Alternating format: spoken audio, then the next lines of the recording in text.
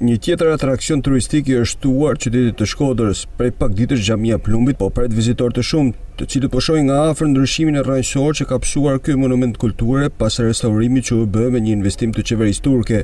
Këtë të diel qytetarë të shumë të moshave të ndryshme vëreshin në këtë objekt kulti.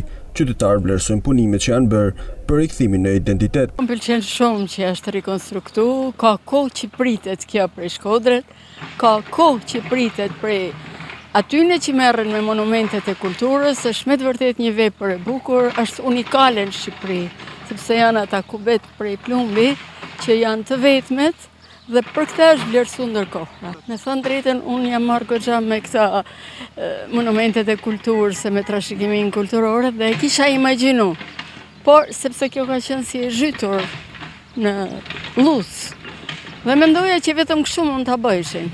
Dhe ja që paskën. Mua është onor se unë jem ken në vitin 91, kur e hapim ken i vogël, mund t'jem ken 4-5 vjeç, e më men kret pak, kur ka ken tonë i ka obleko, për mua në onor, unë ka mojë për Italie, da ditë si ja bëj inaugurimi, edhe për xhamin, edhe për babën që ka u shku në haxh. Është një gjë e bukur si për komunitetin, si për të gjithë, edhe historia saj flet vetë. Kjo është një gjë që thënë gjallë shumë e vjetër, se ne në Venalli këtu e dina mirë, në rrit bashkë. E njohim këtë vend qysh e kena le.